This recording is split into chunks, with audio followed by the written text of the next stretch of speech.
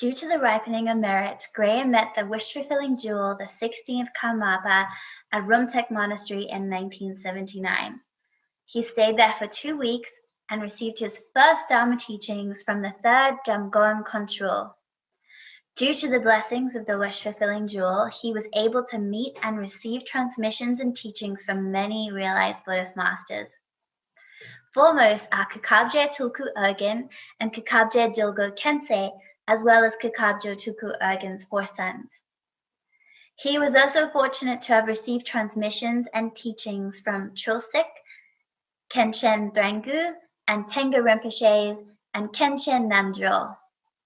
Most importantly, he was able to spend many years at Nagi Gompa practicing under the direct guidance of Kakabje Tulku Urgyen. Next, he taught meditation at Rangye Nyeshi Institute in Boda. He was a founding member of Gomde, California, and he worked there for 10 years. More recently, he completed some years of retreat in Nepal and USA. And currently, he spends very much of his time in retreat. So thank you so much, Graham, for coming out of your retreat and speaking with us today. Okay. Hello, everybody. I'm really happy that everybody's studying the Blazing Splendor. It's really important to know about the lineage that you're practicing.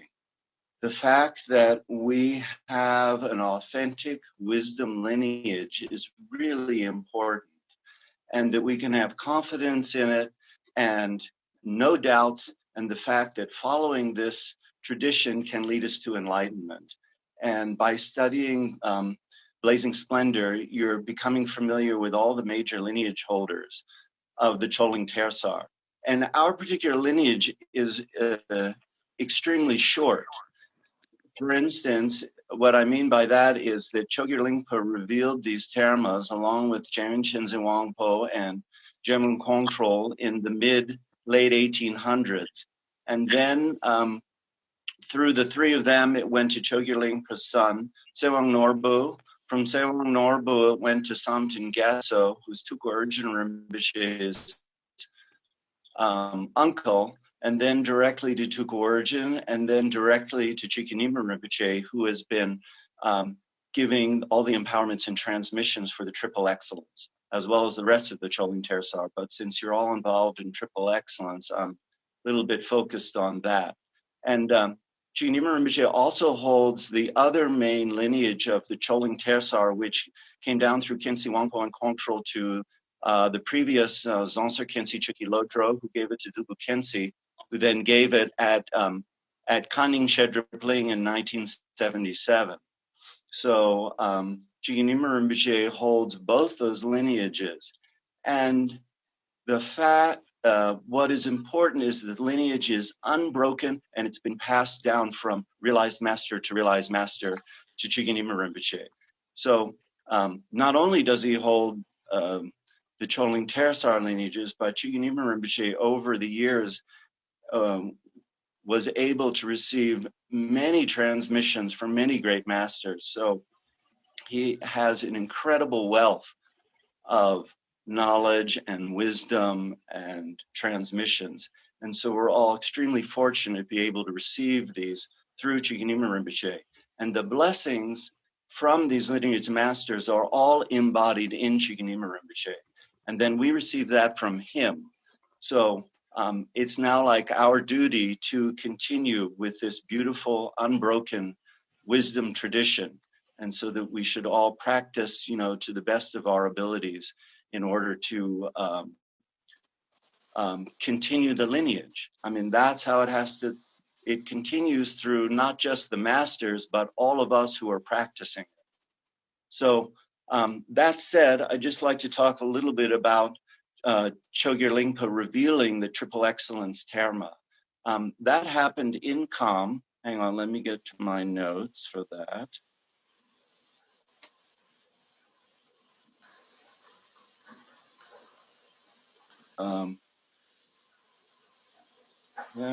Oops, hang on.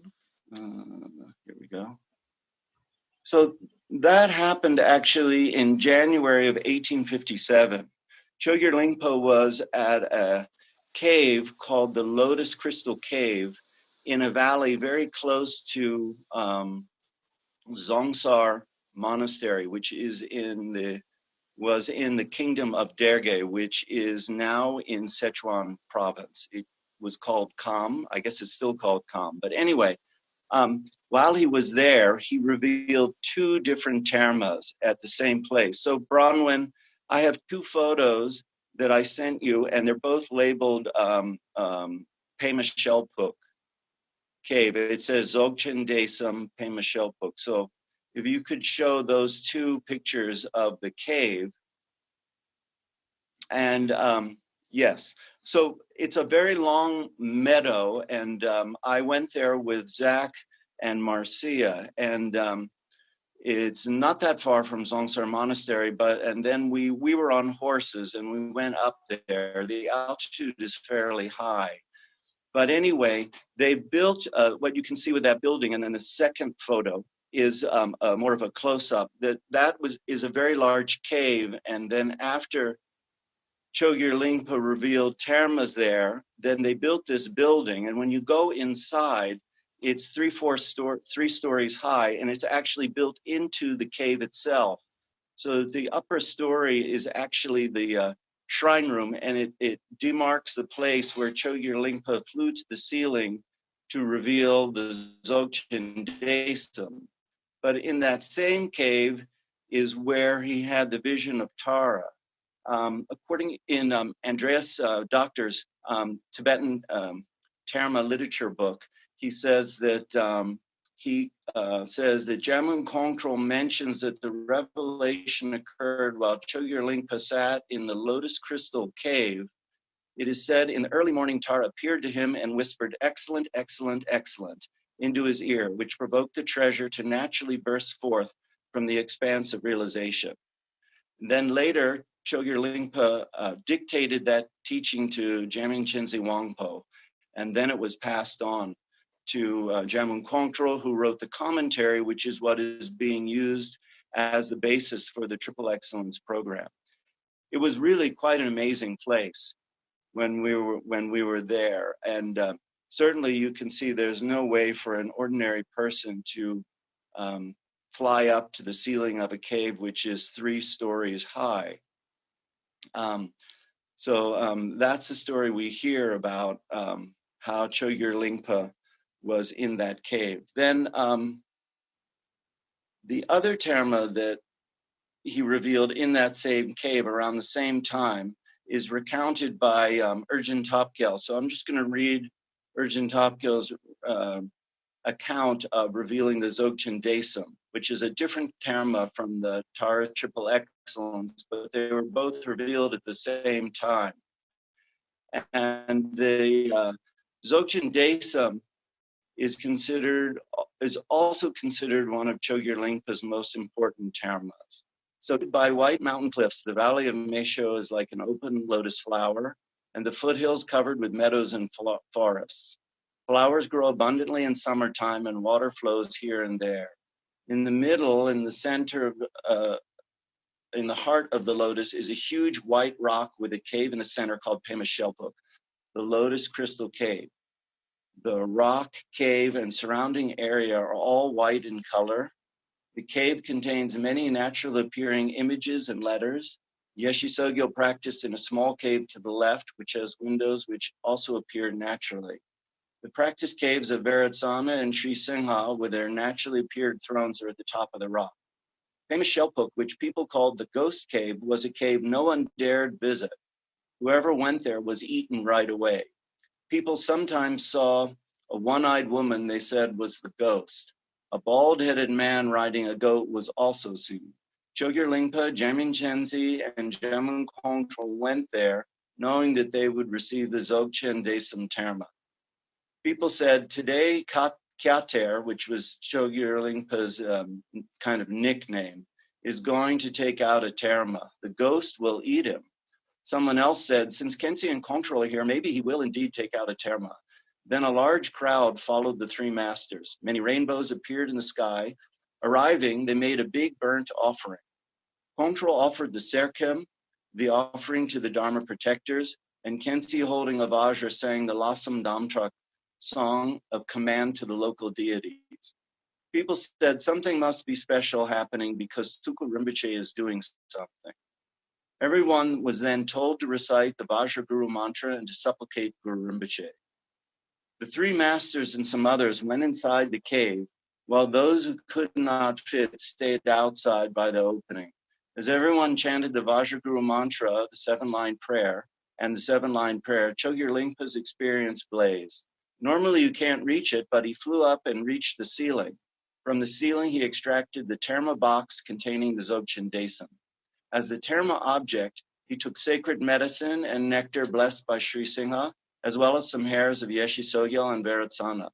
The Terma box was wrapped in one of Guru Rinpoche's garments. Chokling blessed Khensi, Kongtrul, and everyone nearby with the Terma box. People now knew that he was a true Terton. Chokling told them, all who come here are most fortunate. If things the kindness of Guru Rinpoche and his consort are inconceivable. Jemin Chinze Wangpo said, Chokling is a great Terton, a very precious one. His Terma teaching is extremely precious, as is this place. Everyone should make offerings and circumambulations. The three of us have now opened the gate to this sacred place, and when you die, you will all go to the copper-colored mountain, I promise. So that's a description of the revelation of the Dzogchen Desum. Unfortunately, as I already said, we just have those few lines talking about Chokyur Lingpa's revelation of the Triple Excellence. There are not a lot of firsthand accounts of the different termas of Chokyur Lingpa, but I just wanted to mention one more. The reason I'm explaining these is just to give a little bit more background. As for us, it's something it's hard to relate to. I mean, we know Chiginima Rinpoche and we have confidence and faith in him and receiving these teachings from him. But it's nice to hear some kind of stories from Chokyur Lingpa himself. Tulku Urgyen Rinpoche used to tell us a lot of stories about Chokyur Lingpa and things that happened based on what his grandmother, Konchak Paldron, used to tell him. As she is the daughter of Chokyur Lingpa, Rinpoche said she was present for I don't know all of them, but many of the revelations and things that happened to Chokyur Lingpa, and she evidently had an amazing memory and passed on those stories. But for some reason, a lot of those stories didn't make it into the official biography, which was written by the second Chokyur Lingpa, or the first Tsiki Chola. Anyway, what I'd like to read now is a bit longer account. There's another extremely well-known terma of Chokyur Lingpa's called the Lamrim Yeshi Ningpo. This is, again, another joint revelation of him along with Jemin Chinze Wangpo, which we're very fortunate that Eric Pema Kunzang and Marcia translated, arranged, and organized. It's published in 5 books, I believe, 5 or 6, I forgot, I think 5, along with Jemin Kongtrul's commentary called The Light of Wisdom. And Jemin Chinze Wangpo said that this one volume was more valuable than 100 yak loads of scriptures. Anyway, the reason I want to talk about this is there's a tanka which was painted depicting the discovery of the terma, as well as an eyewitness account by Chokyur Lingpa himself, which is on the back of the tanka, and it was nicely translated in a book called The Life of Jemin Chinze Wangpo, which is a translation of Jemin Kongtrul's biography of Khensi Wangpo. And this is available as a PDF or an ebook on the Khensi Foundation website. For those of you who are interested, I do have to tell you, it's a bit dry, but it's still quite an amazing. There is an outer, inner, and secret biography. So, Bronwyn, can you please share the other photo, it's a PDF, and there's a tanka painting, which is the first image. Yes. So This is a drawing of Karmo Taktsang, which is a cave that's actually about a day's walk from the Lotus Crystal Cave, which you just saw pictures of. Unfortunately, when I was there with Zach and Marcia, we didn't have time to get there.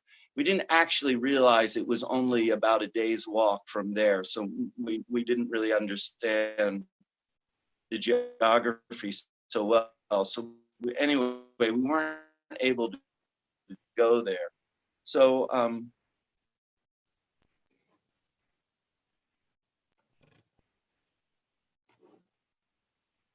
all the actually in Tibetan, and so you can see. So one says Pema Shelphuk Ling, which is Jamming Chenzi Wang, Chokyur Lingpa, and Chokyur Lingpa. You can see ladders and see people working on it, etc. It's amazing. So this is a bit longer description. I hope you don't mind, but I think it's amazing that we can have an eyewitness account of what happened when a terma was revealed. So on the back of this painting was written this whole description by Chokyur Lingpa, and here's the translation.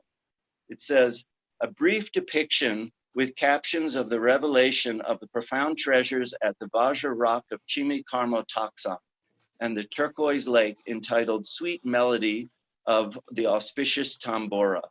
Homage to Guru Rinpoche, personification of the three roots.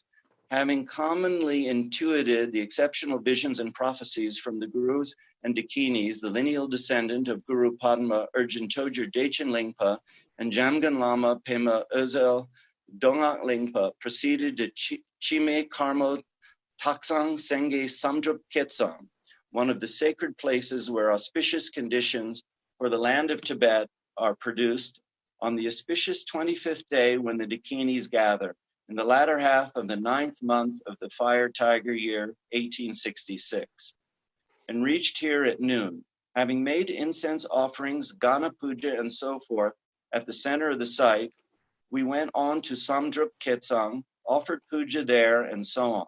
On the following day, the 26th, we went up to the mountaintop and surveyed the scene, and there effectively performed 100-fold feast offerings, torma rites, incense offerings, and libations aimed at bringing about specific and general benefits for the land of Tibet. Early on, the 27th day, we went to the Urgyen Rinpoche Cave. Finding the sign of a concealed treasure, they broke the rock seals one by one and used charcoal to melt the stone glue. So without much difficulty, we revealed a representative image of Guru Padma, few of the assembled onlookers, by about midday. On the 26th, we got up to the door of the Sogyal Rinpoche Cave, but due to insufficient conditions, it had become invisible. On the morning of the 28th, once the sun was up, a juniper tree was cut to make a ladder. We dug towards where the earlier Rinpoche Cave had been to a depth of about 2 fingers. And although the seam in the rock through which the cave could be reopened was clearly visible, there were more effective methods to get in. We left the diggers to work and came back that afternoon. On the next day, the 29th, upon arrival at the house of the treasurer Sonon Topgyal, we conferred the treasure empowerment on the Dege king, ministers, and performed rituals of Dorji Drolo and Manjushri, destroyer of external hindrances. On the 30th, we fulfilled the requests of the sponsors. On the first day of the 10th month, we conferred the White Tar longevity empowerment on the Dege king and family members and made incense offerings for the general purification of the land. Then on the 2nd, a small group of disciples and myself returned to the place, continued digging the treasure seal, and performed incense offerings, offering pujas, and many other things. On the 5th, the king also came, and Jamgon Lama came on the 6th. That refers to Khensi Wangpo. On the 7th, my group of disciples performed collective puja and incense offerings. There were many rock seals, and as we broke through the layers, we found many amazing things in between, like a paste of molten gold and multicolored earth. On the morning of the 9th, knowing the treasure to be nearby, we stopped the digging. and from the late evening, songs and melodious prayers were chanted continuously. In our eagerness for a sign, we did a lot of loud chanting. And my group of disciples with the Dergi king, ministers, and retinue proceeded to the cave with the earth shaking as we went. We kept up continuous incantation of puja and prayer. As dawn rose on the 10th day of the 10th month, we found the treasure sign on the entrance wall of the cave, and after digging without too much difficulty, I was able to remove the meteorite Vajra used by Rigzin Dorji Trokpo. That is the main deity of this cycle of teachings, form of Guru Rinpoche. Embedded in the rock as if in mud, I left it stuck halfway out so it should be believed, and had people come immediately to see it. Then once the sun was up, the other treasures inside and outside the cave were revealed, and we gave the treasure empowerment to a crowd of about 300, including the king and ministers. Then, under the impetus of some visions at various times, on the 11th, myself and a group of disciples went up the shores of the Sengi Yumso Lake, and at once felt at ease and clear-minded. The sky was filled with a lattice of rainbows in young summer clouds. In one of the tumble-down slate huts once used by the determined meditators of the past, we arranged a Torma offering and held a Gana puja. After performing a special puja and making prayers, I felt my awareness passing into another state and went out into the middle of the frozen lake, and through a great hole in the ice, my eyes sent down rainbow-tipped rays, and I could clearly see the position of the treasure. And with his own exceptional vision, Jamgon Lama, this is again Khensi Wangpo, held the Nagarajas, the local treasure guardians, to their oath. I tied my belt and skirt to the end of a stick, and while giving instructions for the recovery of the treasure, a rain of flowers fell like sleet from a clear sky, and the Nagaraja Bodhisattvas scattered flowers of powdered gold, so that the lake shore was speckled gold. And at the same moment, we were easily able to remove the treasure. We offered blessed substances back into the lake in plenty as a replacement, and got back to the Taktsang cave that same evening. The next day, I partly transcribed the scroll from the earlier revelation and then returned. With the auspiciousness of all going well from start to finish, without sweat or tears, it was a blessed occurrence.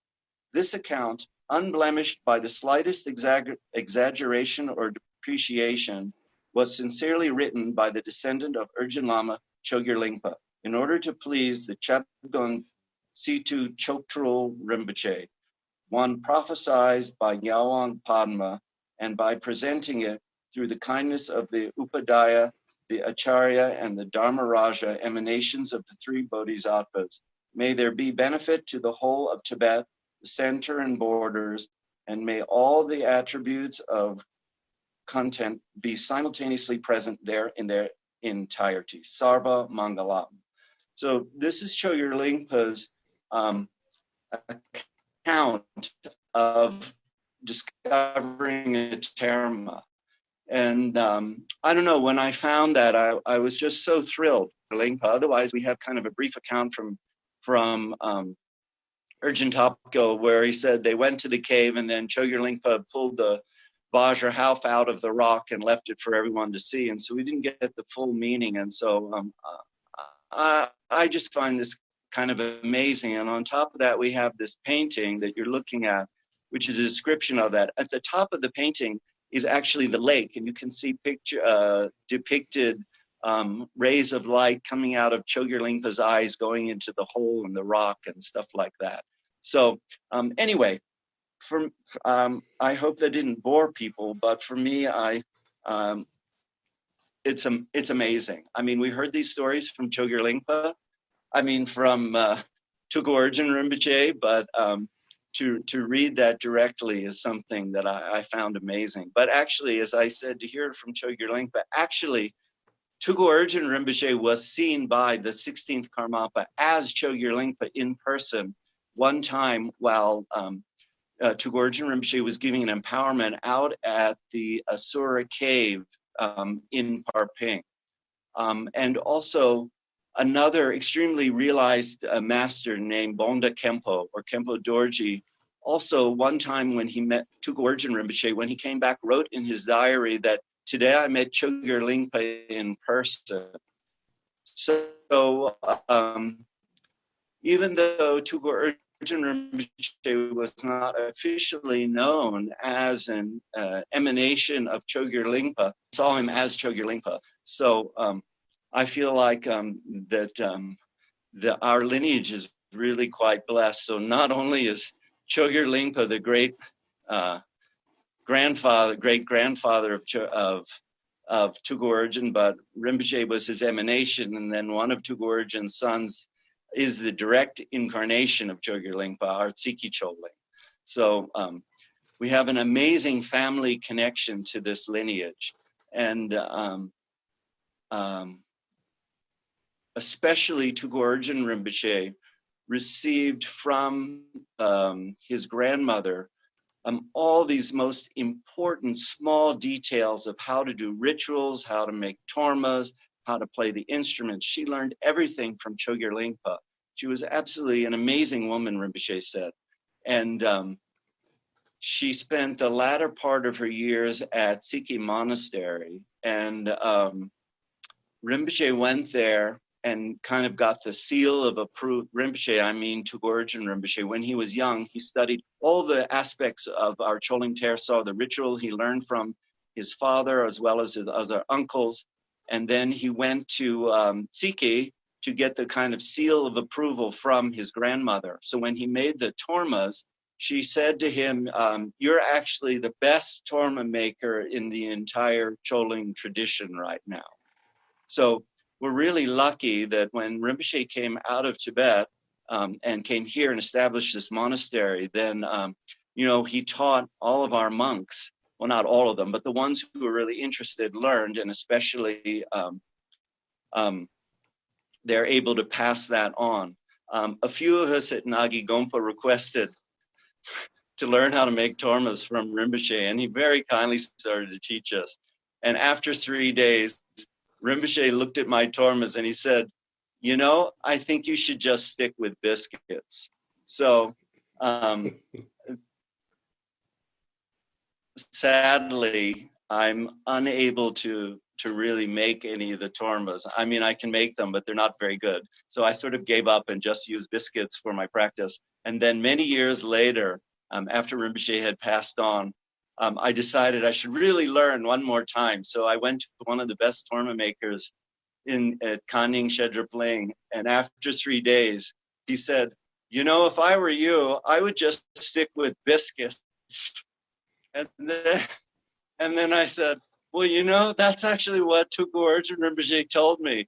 And then he looked at me very sternly. He goes, well, Rinpoche was correct. So sadly, I was not able to fully embody our lineage of making tormas.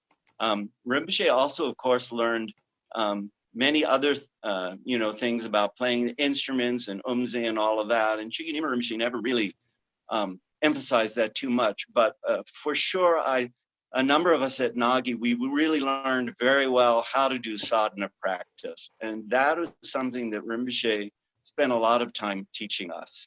And I feel incredibly grateful for that. In fact, more recently, I've been studying the Goyagarbha Tantra and having gone through a number of the main commentaries and listening to the teachings on it by Khenchen Amdrol Rinpoche, I realized that Tulku Urgyen Rinpoche actually imparted everything in the Goyagarbha Tantra to us, but in an incredibly condensed manner. And so that reading through it, even though the Goyagarbha is unbelievably profound, and I definitely cannot say that I understand it, but I have a general grasp, and it's basically due to all the teachings that we received on how to practice up at Nagi Gompa. So I really recommend all of you, if you don't have the various books which Eric and Marcia produced from Tulku Urgyen Rinpoche's teachings, as well as getting the Lamar Myeshi Ningpo Light of Wisdom series. If you have those books and read through them, you'll be able to really understand how to do sadhana practice. when we were together with Rinpoche, you know, his emphasis was always on the view, but it wasn't just by itself. Many times people would say to Tulku Urgyen Rinpoche, Rinpoche, how do I improve my recognition of the nature of mind? How do I improve that? What should I be doing? And Rinpoche again and again said to all of us, you must do ngundra. The problem is due to dualistic fixation, habitual tendencies, obscurations, and one of the best ways to deal with that is doing ngundro practice. So over and over again, he said, we must do ngundro, we must do sadhana practice. Many times people are so enthusiastic about doing the nature of mind practice as the way Rinpoche taught that they don't want to do anything else. And many people asked Rinpoche, they said, Rinpoche, I don't want to do anything else, just nature of mind, or Chokyur, as it's called, cutting through. And then I can't say that for everyone, but for the majority of people, Rinpoche would say, please don't do that. You should take support of sadhana practice. Until you have stability in the view, you should really practice using sadhana, because it is a powerful means of purifying obscurations and creating merit, and then that's what we need.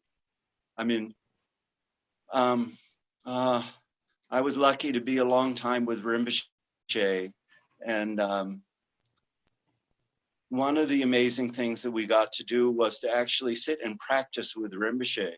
I have a very clear memory of one of the early times I was staying at Nagi. We used to see Tulku Urgyen Rinpoche in the mornings for teachings, whether we wanted teachings on a particular text or a sadhana practice. When I was first there, I got a lot of teachings on the Tukchabarji Kunsol Chinle Ningpo practice. And that was one of my first practices I did under Rinpoche. But anyway, we would see Rinpoche in the morning. And then we didn't see him again until the next day, if that was possible, or depended on if other people were coming or not. But anyway, it was generally in the morning. But then one evening, Eric Pema Kunzang came and said, hey, let's go up and say goodnight to Rinpoche. And I said, we can do that? And he's like, yeah, let's go up. So we went upstairs and then came into Rinpoche's room. In those days, there was no electricity at Nagi Gompa.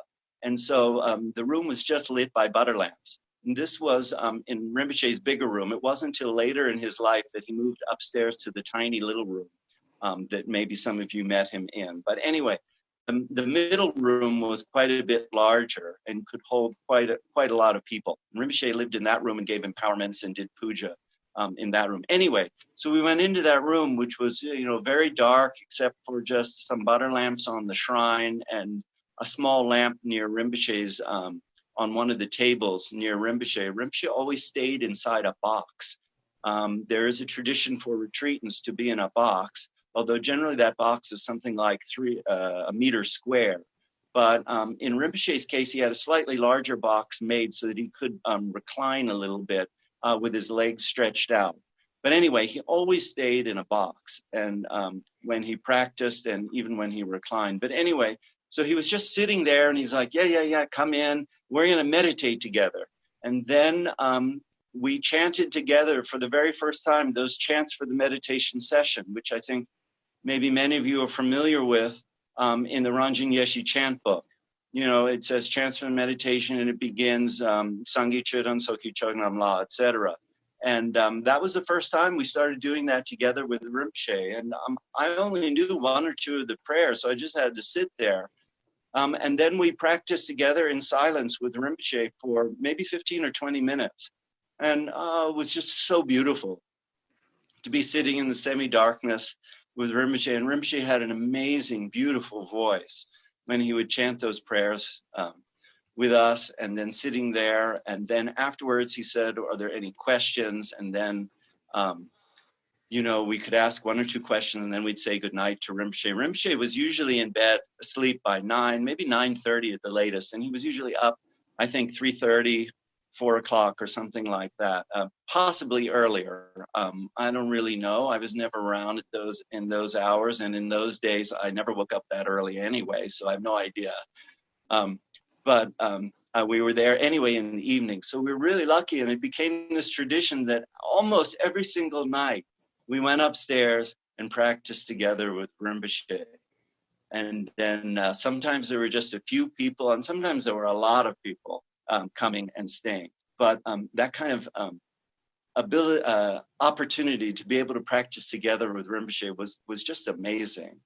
I mean, and then he taught us based on our experience. Yes, we got teachings on text if we needed, and there is something called a guidance text, which are specifically, about Dzogchen or Mahamudra, and Rinpoche would give teachings on them. But what he really liked was for us to ask practice questions, like what was happening with us, much more than just, some kind of intellectual thing like, well, is Rigpa this way or is Rigpa that way? Is Rigpa this or no, it's that?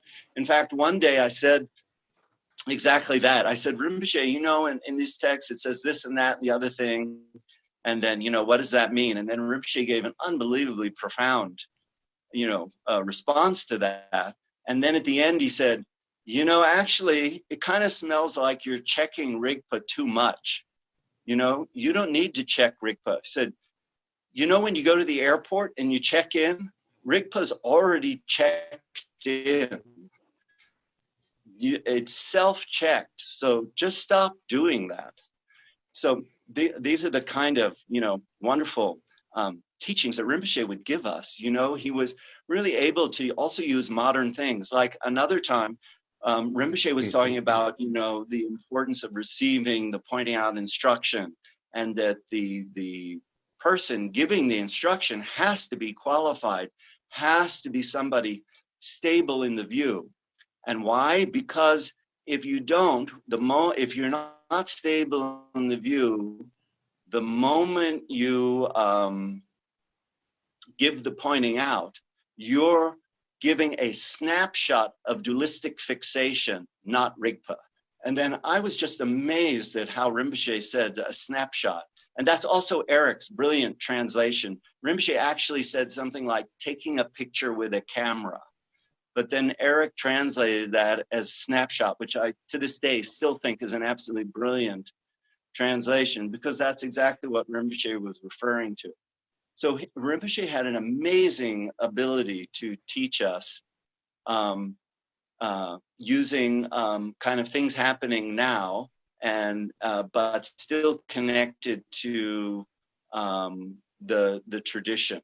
And he really did teach us in those days in a very traditional way, going through our Ngundro, doing recitation of Yidam practice, and then preliminary practices for Dzogchen, etc. So we did follow it. He didn't just give all the teachings at once. He did ask us to follow a particular tradition, but he always emphasized the view. The view is to be combined with everything. There were many times, because in those days I was like the youngster coming in, and there were other older students who'd been around Rinpoche for a while, and they were always talking about the highest teachings, and then I thought I wanted them too. So then I asked Rinpoche, I'm like, can I have this teaching? And he'd just say, no, you're not ready for that. You need to do this. I'm like, okay. So I would do that. But Rinpoche also really liked to tease me. So there was one time right in the beginning when I was staying up at Nagi, and then I came in and was getting teaching, and then Rinpoche looked at me, he goes, Graham, how do you practice? And then I said, Rinpoche, I practice with non-meditation, non-distraction. And then Rinpoche looked at me and said, well, at least you have the non-meditation. So he constantly teased me. He was incredibly sweet, and always looked after all of us like his children. I mean, really so kind. It's hard to express that feeling. My father died when I was 20, and I met Tulku Urgyen when I was 22. And for me, he really did become like a second father to me. And what a great dad to have. I mean, I was just so lucky to spend a lot of time around him, and he very kindly really took care to guide my practice, but not just me, all of us who were up there and anybody who came, he was, on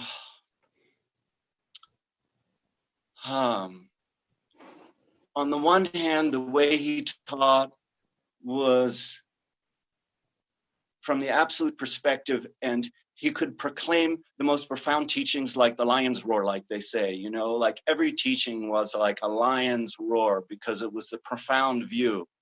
And at the same time, he was so down to earth and so humble that when he would greet anybody, he offered them his forehead.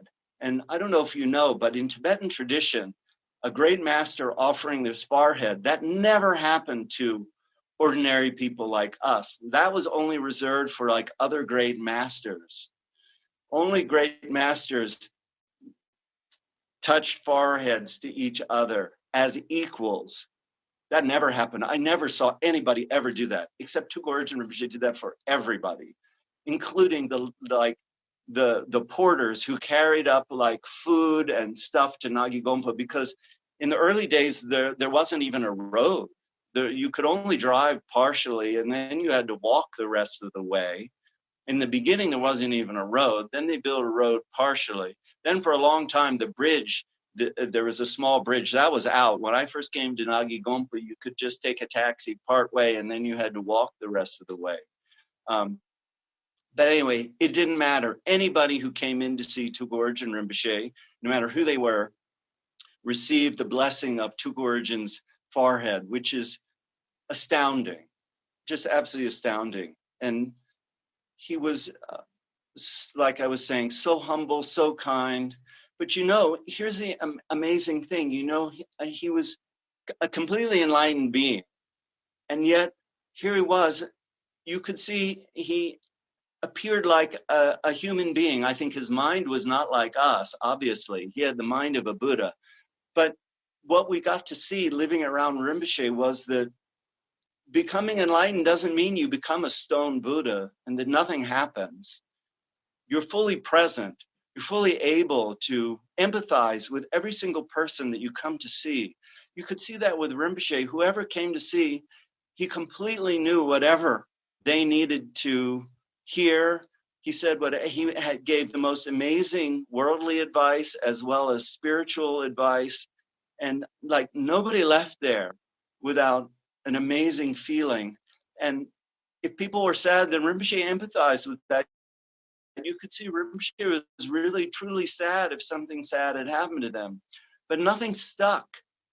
He would manifest however was necessary for people, and then it would just change. It would be like Rinpoche would just go back to remaining within the view, and then if he had to manifest certain things, to talk to people, to do things, would happen, and then he'd just kind of, you know, go back to just remaining. But he never left the view either. That was so obvious. I mean, as I said, after so many years around him, you could just see that Rinpoche never changed. It was always the same. So when he moved upstairs to the smaller room, there's a tiny little, like, I don't know, like, it's not really even a porch. They just kind of made a covered opening over the door so that in the rainy season, when you open the door, you know, like the rain didn't blow into Rinpoche's room. So there was sort of this like little outer porch and then a curtain over the door into the room itself. And so sometimes when I would go up there, like you move the curtain and then the door would be shut. It was a wooden door. And the door always stuck in the door frame. And when you push it open, the door would wobble and make this kind of sound. And then as then you stepped into the room, then Rinpoche, of course, would be looking over at you because, you know, he could hear the door open and then see that. And then you'd come in and make your prostrations and say hello to Rinpoche, and he'd give you, you know, you get the blessing on the head and immediately some mendrup.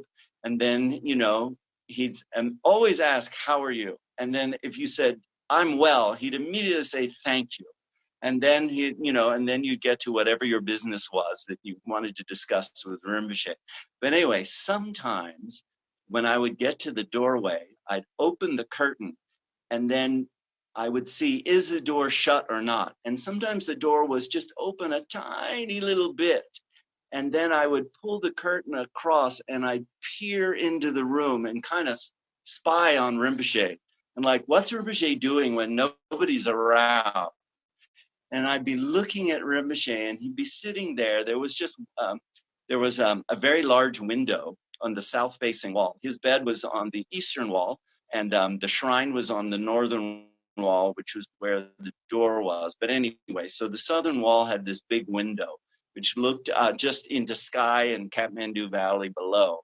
And Rinpoche would just be sitting very relaxed with his eyes just gazing into space out through the window. Sometimes he had a mala in his hand, like he was chanting. Sometimes he didn't have a mala in his hand. It just depended. But anyway, he would just be sitting there completely relaxed and just so beautiful. It was just so beautiful to see Rinpoche like that, completely relaxed. And that's all he did all day long. He didn't do anything else. And when you came in, then he'd just look at you and you'd be like, what do you need? And then when you were done, he'd just go back to sitting there. He spent the entire time just remaining within the view. I mean, he was such an incredible master that way. That was kind of how he practiced. He didn't do daily sadhana, nothing like that. He just remained in the view. That was all he did. Now, if we wanted to do practice together with him, then of course he knew everything. The Karmapa, the 16th Karmapa, while he was still alive, insisted that the Tulku Urgyen come and do particular rituals because he was extremely well known as a great practitioner of Vajrayana, knowing all the rituals absolutely. In fact, Chokyur Rinpoche, when he built Chokyur Rinpoche, for those of you who don't know, was the 18th, that means 18th throne holder of I think it's the Moor subsect in the Sakya tradition. Anyway, he's related to Chokyur Rinpoche. For those of you who met him, he was an unbelievable great master. Anyway, he built a small Gompa right on the Bodha Stupa, and it has a big Maitreya statue at it. Anyway, at the time for the consecration, he he was just about done, but then he invited Tulku Urgyen Rinpoche and probably Chokyur Rinpoche and Choling Rinpoche to come. And he asked Tulku Urgyen Rinpoche to do one more consecration. And then Rinpoche was sitting there, Tulku Urgyen Rinpoche was sitting there, and as he did the Torma to dispel the obstructors, and probably something a little more elaborate because for the main statues, as he did that and then, was throwing out the black flag, they have this long black silk flag that they're kind of invoking the, protectors to come, wrathful deities to chase away all the obstructing spirits. At that very moment, a black cat ran out from behind the Maitreya statue. And Chokyur Rinpoche joyfully proclaimed, I knew there was a good reason for inviting Tulku Urgyen. I just knew it. So even though Rinpoche was, the kind of supreme Dzogchen yogi, he absolutely could do any practice necessary in the practices of the Vajrayana. So I don't know did I run out of time? Should I stop? Bronwyn, what's happening? I have no idea what time it is. Graham, we're really enjoying it. If you don't have to run away, then we'd love to hear more. I'm sure I'm talking on behalf of everyone, but I can see others feel the same. Okay, well, I mean, trying to think. Well, maybe just one last story, which Rinpoche, I think there was quite a good group of us sitting there. Rinpoche was telling yet another story, and there's some really odd disease that I've never heard of it before, and it's a strange disease in Tibet where something happens and then your abdomen bursts open and all your intestines fall out. It sounds absolutely horrific. But Rinpoche told a number of stories where these these great, sorry, not four, but these great masters would get this strange, horrible disease, and their, abdomen would split open, and then their intestines would spill out, and there'd be like blood and goop, and, and then it would be just like on the floor, rolling out. I mean, I don't know. They don't even seem to understand that you should bandage people, maybe take them to a doctor. There's never a description of like any medical thing happening. It's just basically like their guts are spilling out, and oh, isn't that awful? And they're like, oh dear, we're falling out. And so we heard many kind of stories like this. And then always the masters are like, well, it seems like somebody's suffering, but I feel fine, frankly.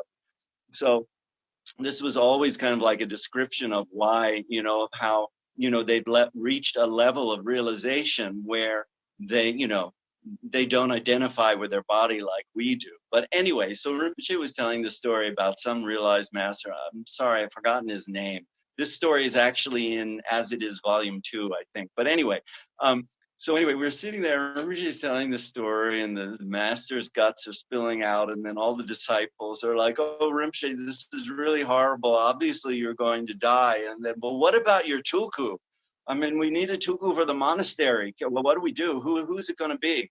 And then the master says, bring my student Tendar.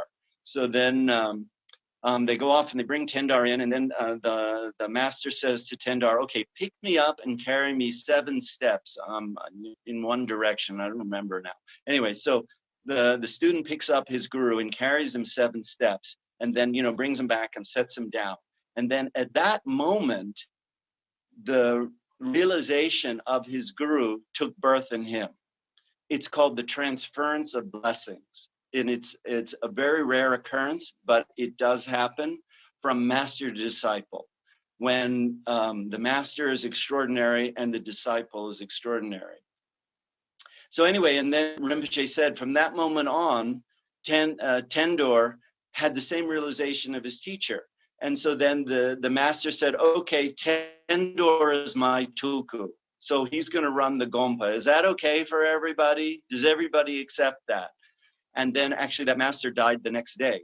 And Tendor, this Lama, said, I don't know what happened. I just, after carrying my guru, then now suddenly my practice is completely stable. Nothing's changed. Nothing changes anymore.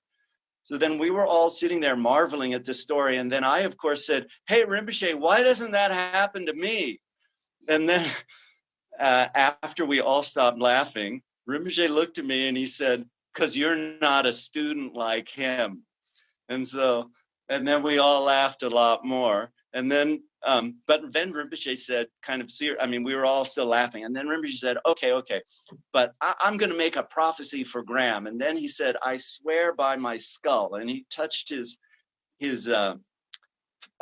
fist to his forehead, which is a kampa form of like a strong thing. He said, I swear by my skull that is as sure as the fact that whenever I die and leave my body, that if Graham and all of you here have 100% faith and confidence and devotion in the 3 jewels, that when you die, you will be liberated.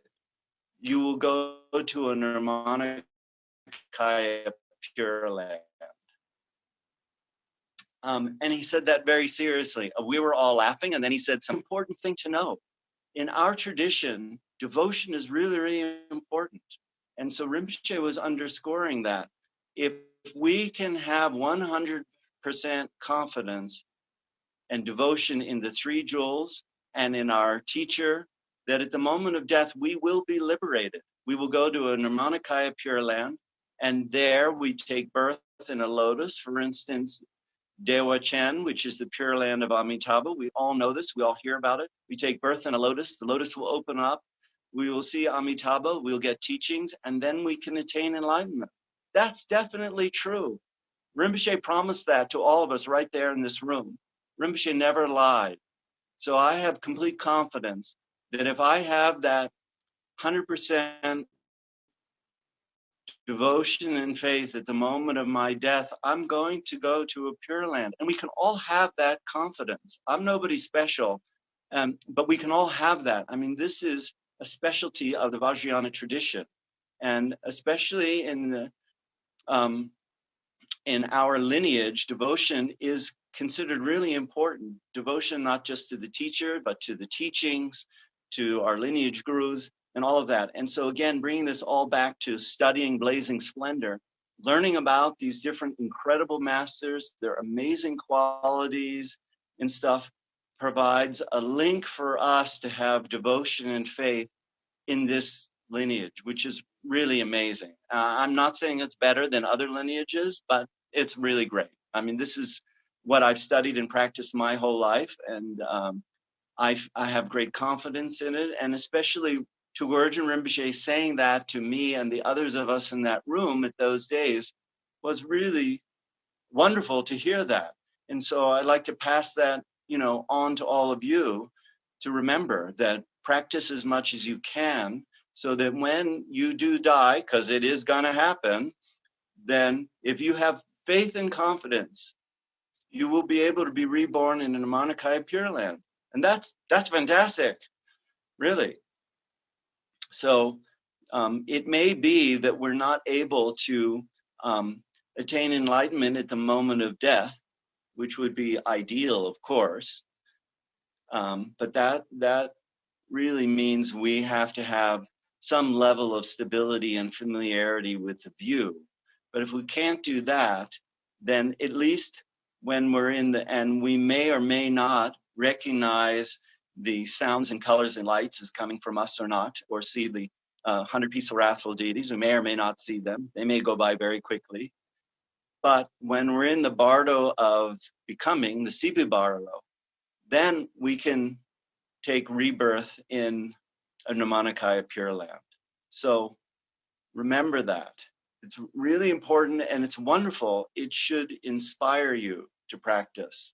So, I mean, we're in dire times now, all over the place. And as much as we can practice, develop our own practice and strength due to consistently practicing, then we can assist others to whatever level of ability we have, and then have confidence that when you die, at the very minimum, you can be reborn in like Amitabha's Pure Land and receive teachings and practice there.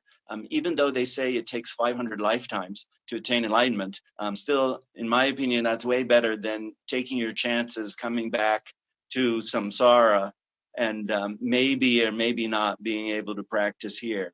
So I'd personally much rather be in a Pure Land practicing with Amitabha or Guru Rinpoche or whichever Pure Land you like, teaching and practicing there. And so I have confidence because Rinpoche said that, not just to me, but all of us in the room. So I don't know.